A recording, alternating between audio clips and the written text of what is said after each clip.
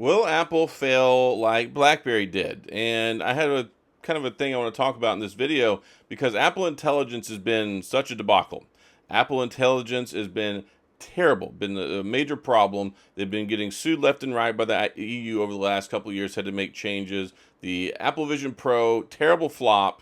And the iPhone 16e really seems off base. Like it really feels like they're making a lot of bad decisions right now.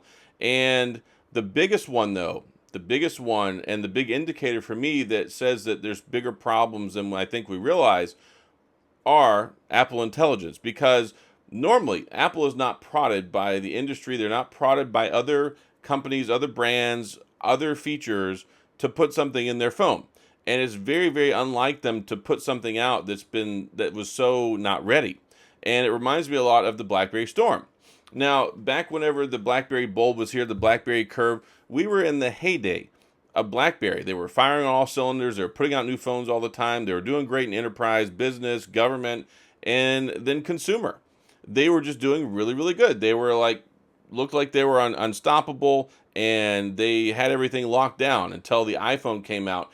And that really created some problems because if they didn't take it serious, BlackBerry didn't take the iPhone serious. They didn't take iOS serious. They didn't take the idea that people want to do more with their phone than just like work and use a physical keyboard and use BlackBerry Messenger, right? They thought that they knew what people wanted and that Apple didn't. And then they saw that people were wanting to buy these things and they created the Storm. And the Storm, a very adequate, very appropriate name because it was tumultuous at best. It was a terrible phone, it had major problems, and looked at as one of the biggest flops and failures, probably by a major brand ever. But it was terrible for BlackBerry, and it really showed one that they needed to change something to pivot to try and capture part of the market, and two that they were worried about Apple. And usually, whenever you have a company that emulates or copies something that someone else does, i.e., this whole touchscreen phone, and moving away from something that you have down on lock, which is the physical keyboard, I really feel like that signaled to a lot of people that they were worried about the iPhone coming and taking their market share. They were worried about people wanting to switch over. So they, of course, wanted to be out there and have an alternative to the physical keyboard, bring out the touchscreen phone, still offer BlackBerry Messenger, BlackBerry Security, all those things that people love, but offer their own flavor on it. And it just didn't work. And I feel like we're kind of in a similar boat with the AI revolution because Apple just like didn't address it for so long. Google was way out ahead with AI stuff. The regular world was out in front with AI stuff, major developments being made, and then Apple was just like nowhere. We weren't hearing about it. They weren't talking about it. And then all of a sudden it became a priority. But the problem is with AI and where we're at, all this contextual awareness and multimodality and all these crazy things that you can do with AI is not something you can build overnight. It's not something you can build a platform around overnight, especially when you don't have the existing software and the capabilities. It's not something that you can just buy and then automatically make it work like they've been able to do in the past. See, whenever Apple needed something in the past, they just buy it. They just buy it and integrate it, or they buy it and they get rid of it, buy it, take it away. Whatever they do with it, they either assimilate it and then they use that technology or maybe refine it for their own. But no, with AI, they haven't been able to do that. And I think there was a certain level of confidence or hubris there that was misplaced where they thought, okay, we'll go ahead and we'll accelerate this. We'll maybe do an acquisition. We might do some licensing, whatever, but we got to get Apple Intelligence. We got to create it. And of course, Apple always names something. They can't just say we're using AI. They have to call it Apple Intelligence to put their name on it, to own it. But the thing is what they're owning right now is so inferior, so inadequate, and they're basically eating their own lunch because they had to come out and admit and say, hey, it ain't ready. Like, we got the cart ahead of the horse. And we messed up even more by advertising something so heavily that wasn't ready, wasn't going to be available, and now is going to be even further delayed. And most people, they don't really care about email summaries. And they don't care about these other summaries that we've been getting that just some of them not even accurate. They don't care so much about stickers and emojis or all these other things that you can do or image generation. You can do that with any stinking app basically nowadays. So there's nothing really all that insanely amazing about Apple Intelligence. But what has been sucking for a long time is Siri. So when they said they were coming out with Siri 2.0, it was going to be contextually aware. We saw the commercials, which they pulled all that stuff. We saw the commercials, we saw what they led us to believe it could do, and that looked pretty cool. Like it looked like there was going to be a substantial update in the voice assistant department and be able to do some serious things with your phone communicating with Siri. And now that is not going to be available basically until the iPhone 17, which makes the iPhone 16 look like a complete waste.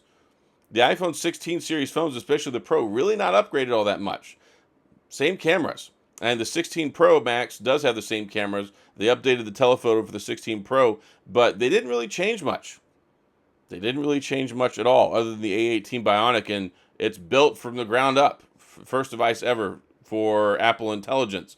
And then there's no Apple Intelligence, and then it's been a disaster, a debacle, one problem after another. And it really shows, I think, a lack of foresight, a lack of strategic planning, and it just really puts egg on their face and makes them look bad because Apple is so used to doing things and getting it right. And that's been the mantra. That's what you hear from all the Apple fans is Apple just does it right, or it just works. It just works. And iOS 18 full of bugs. It's been the worst version of iOS I've ever used. I've had significant problems with my iPhone 16 Pro Max that have been very frustrating. And I've, of course, chronicled those. A lot of people know about them. And then the Apple Vision Pro, flop. iPhone 16e, I saw something that said that it's selling better than the iPhone SE, but here's the thing. The iPhone SE 2022 didn't sell particularly well, and very short into the launch of it, they cut back on their estimations for sales. The iPhone SE 2020, on the other hand, sold in droves. It was a very successful phone, but they're not comparing it to the iPhone SE 2020. They're comparing it to the sales on the iPhone SE 2022, which were not particularly impressive. So I don't think the 16e is going to sell very well. I think we're going to continue to see a decline in iPhone sales, which is great for the rest of the market because Samsung's doing a lot of good things. You look at other brands like Oppo, Xiaomi, Huawei, they're doing great things. And then Google is doing amazing things, and they've significantly increased their market share and released, I think, the best phone product in the last year. Definitely the best phone of 2024. Kicks the iPhone 16's butt in every area, I think, other than, yes, the A18 processor is more powerful, but can't do any AI stuff. Their camera's not as good. Software's more buggy. I mean, so I think the iPhone 16 series has been very lackluster. And I think the sales will probably reflect that. I think we had about a 5% drop overall, 4% drop overall on the iPhone 15 series or iPhone sales in general last year. And I think we're going to see more this year because people are tired of the same old, same old. And Apple Intelligence was what they thought they were going to get everybody in on. And it just turns out that it's not been what they want it to. It's kind of sucked. The deployment has sucked, and it's just not ready.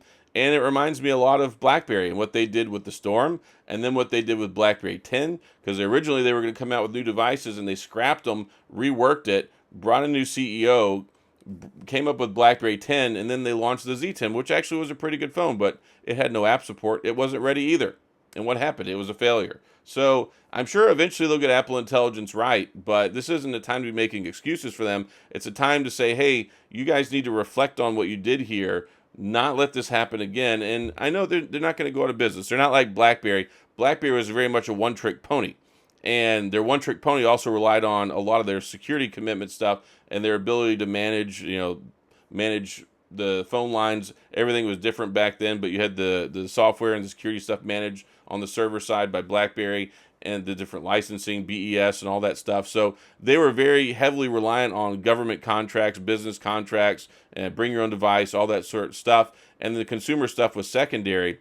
But Apple, of course, they've got the Macs, they got the MacBooks, they got the iPads, they got the phones, they got the earbuds. They've got so much stuff that their portfolio is very strong. I mean, they're the first $1 trillion company.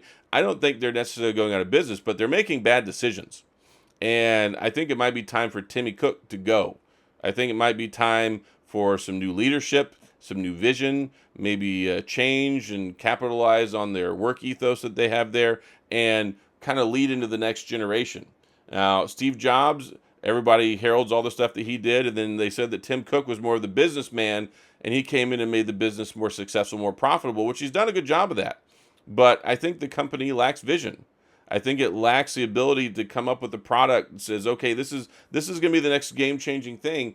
And I think they tried that with the Apple Vision Pro, and it failed miserably and turned out to be not where people were ready for yet. It is certainly not the iPhone creation reincarnate. But anyway, it's just a moment in time I was thinking, this reminds me a lot of BlackBerry. It reminds me of the Storm. It reminds me of BlackBerry 10 and the Z10, all those fumblings that they did because they were trying to catch up to the market and they weren't driving the market. And Apple always succeeded in driving the market, and then they, I think, got scared that everybody else was so far ahead in AI, and they're like, oh, we got to hurry up and catch up. But I think that maybe there was a lack of fundamental understanding of how a lot of these AI things work, how it works on the device, trying to secure it, trying to make it work properly, building all these algorithms, like that stuff.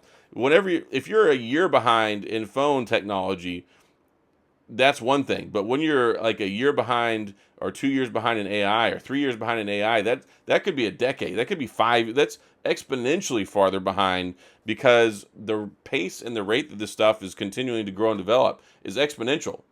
It's not additive, it's exponential, and Apple is way behind. So we'll see what happens. We'll see how they address it. But I just wanted to kind of talk about that. It was a thought that I had as a big BlackBerry person, is for so many years, for so long, seeing what happened in the company, and then you see these things. History always repeats itself, and it seems like Apple maybe needs to read some BlackBerry history and make some better decisions. So that's all I got. If you have any questions, comments, gripes, concerns, complaints, of course, all that stuff, please go to the comment section. I'll do my best to get back with you. If you enjoyed the video, please hit the like and the subscribe button and the little notification bell if you want updates when new videos come out. And as always, thanks for being here. I appreciate you watching, and I'll see you guys next time.